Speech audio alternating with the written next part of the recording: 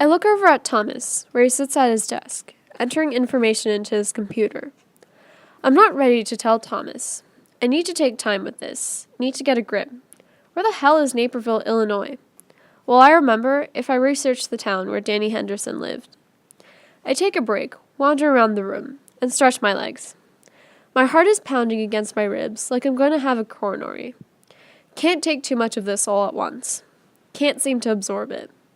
I go down to the candy machine, buy M&Ms, make myself eat them slowly, one at a time, by color. Red, blue, yellow, green. Then I return to the computer and sit down. Search Naperville, Illinois. There's a website for the town. I look at pictures of the downtown area. There's a riverwalk. It's a big town with 4 high schools. One of them mine. But which one? Pretty houses in the suburbs, sort of like Concord. Danny Henderson lived in this nice suburban town, about 40 minutes west of Chicago. Maybe I rooted for the Bulls, the Bears, the White Sox, or the Cubs. My gut says Cubs, but I can't be sure. There's a link on the website to the local newspaper called the Naperville Sun. I take my disappearance date, April 10th, which is listed on the Missing and Exploited Children site, and I search the archives of the Naperville Sun for a couple days before my disappearance. There are articles about local politicians, church suppers, and ads about local stores having sales. Nothing seems familiar. That's when I see the headline on the sports page, and a dim light bulb of memory switches on somewhere in a dark back out hallway of my brain. Naperville South Boys track team faces rivals. The track team is posed in one of those yearbook-type pictures, with a guy standing in 2 rows, wearing team uniforms with numbers. The taller guys are in the back. I scan their faces and stop. One of them is me, not smiling, just standing there like I want the photographer to take the picture already, so I can leave. And then, there, right under the team picture, is another photo. An action shot featuring some dark-haired guy with arms pumping, legs flying, like something's chasing him.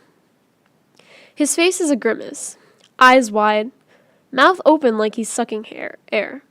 The guy is me. Senior Daniel Henderson trains for spring track season at Naperville South.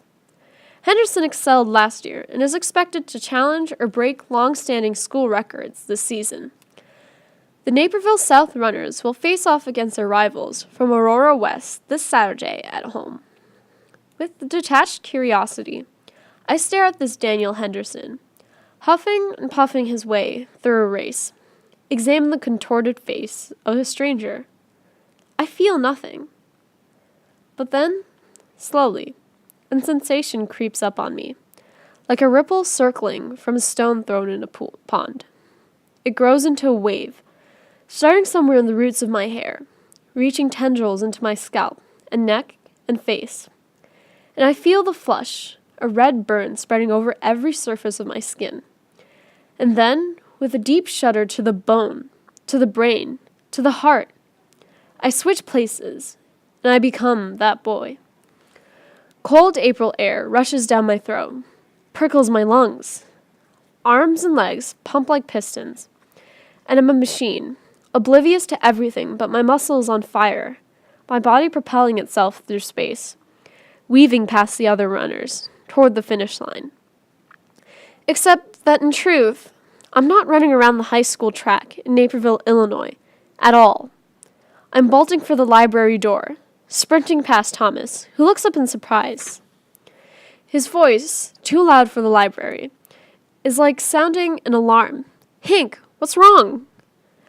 I almost fall down the concrete steps, vision bombarded with black-red flashes as the beast roars to life from its pit inside me. But it's not just one beast anymore.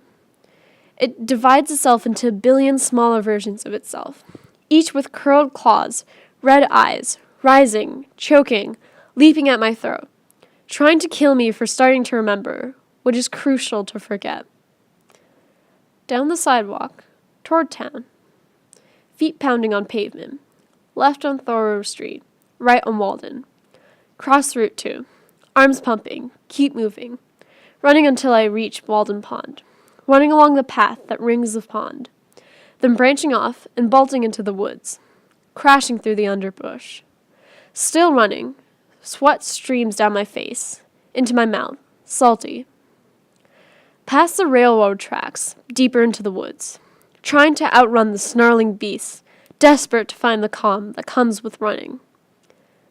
And somehow, I find a way to outrun the terror by forcing myself back in time. Before the memory of lights, swirling red and blue, before the pink ballerina broken, before the blood. Settling my body into the cadence of running, the steady inhale, exhale pattern that keeps my heart from beating out of control. I begin to remember my life. The last good day was cold for early April. My breath came in white clouds as I went for my morning run around the neighborhood. Nothing too long or crazy, just a chance to stretch my legs and wake up my brain. When I got home, I wheeled the green trash barrel to the curb, like I did every Friday morning of my life. The sky was milky and the air smelled like snow, but I was sure it wouldn't dare snow, not this weekend. The next day was the big meet against Aurora. That night, I had plans. The recycle bins went next, overflowing with empty cereal boxes, newspapers, and soup cans. Every week, I counted the empty wine bottles. More than 3 meant that Mom had a bad week. After I showered and got dressed for school, I came downstairs and found my mother standing at the kitchen stove, cooking us cheesy scrambled eggs and bacon. I remember how the bacon crackling in the pan, how it smelled, how Mom looked at me with her eyes all soft, and the warmth of the kitchen. I remember home. "Okay, Danny, here's the info," she said, pointing to a sheet of paper stuck to the fridge with magnets. "This is the hotel where we'll be, and here's Aunt June's number in Evanston. Call her if you need help anytime with anything." She turned to me like she still saw a 5-year-old standing there. Never mind that I was going to turn 18 in a month, and was 6 inches taller than her. "Mom, we're going to be fine," I said. "It's just one weekend, and it's only Galena." "I know, but it just feels strange to leave the two of you alone," she said, running fingers through her wavy blonde hair, like she did when she was nervous, which was basically most of the time. The main reason they wanted to go to Galena this particular weekend was because they got engaged there, exactly 20 years ago. They were obviously trying to bring some magic back to their marriage. I wish them luck on that. Seriously. "Relax, Mom," Rosie called from the family room, where she was practicing leaps across the carpet in her pink sneakers. "You'll give yourself a myocardial infarction."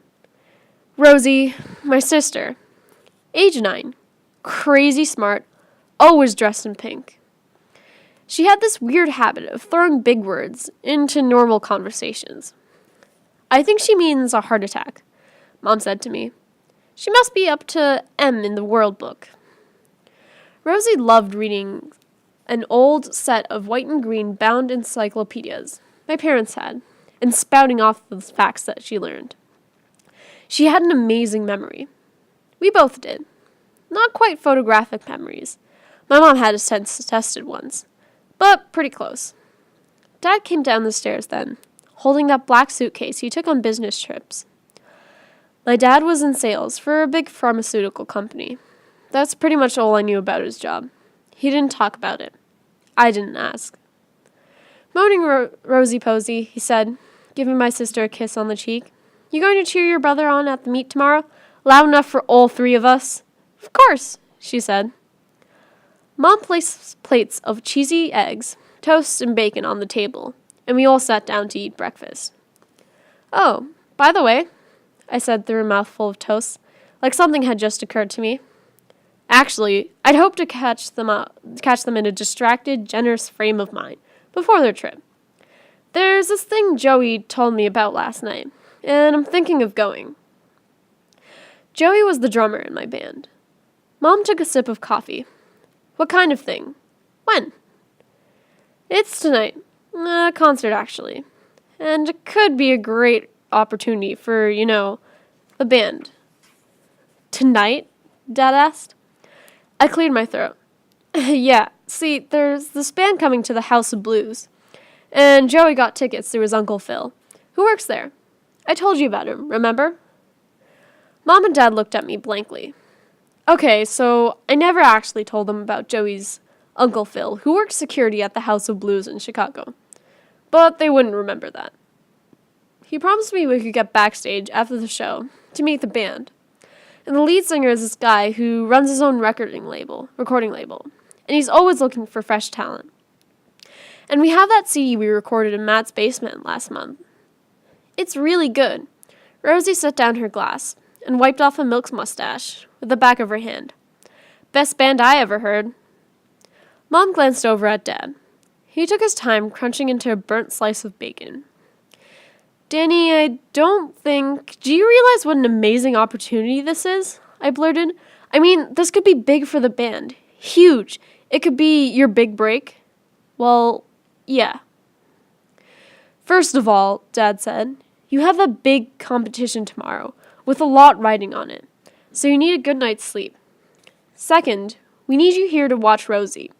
You have family responsibilities, son. His gray eyes were fixed on me, and I searched them for the good guy friend version of my dad, the one who took me on camping trips and to Cubs games, and shot hoops with me in the driveway on Sunday afternoons. But good guy Dad had left the building. Matt already asked Jessica if she could babysit, and she said yes.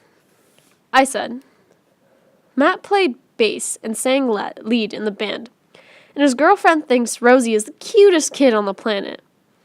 It'll just be in Chicago, so it's no big deal. Joey's uncle will be there. The meeting isn't until late afternoon tomorrow, so I'll have plenty of time to rest up. Dad avoided my eyes. I'm sorry, Danny, he said. The meet is just too important to take that chance. The whole team is counting on you. Figured he'd pulled that whole team counting on you thing. Like, my life wasn't my own. Like, the purpose of my existence was to fulfill the expectations of other people. And usually that's exactly what I did. Well, almost. There was still that one huge secret I was hiding from Mom and Dad. I never did get around to telling them. Not after everything that happened.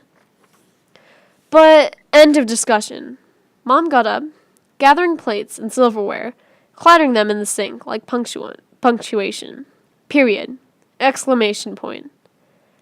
After they kissed us goodbye and reminded us to do our homework and lock up the house at night, they left for their trip, and Rosie and I went out into the garage. Mom was letting me drive her Toyota for the weekend, and I needed to drop Rosie off at school before I went to Naperville South. Rosie peered out the window and grew silent, which was unusual for her. Usually she gabbed away about school and her friends and the solo she was working on for dance class. And maybe this sounds cheesy as hell, but I listened to her too. You okay? I finally asked her. You're not worried about Mom and Dad, are you? Nah. She loosened the light blue scarf around her chin. Not more than usual, anyway.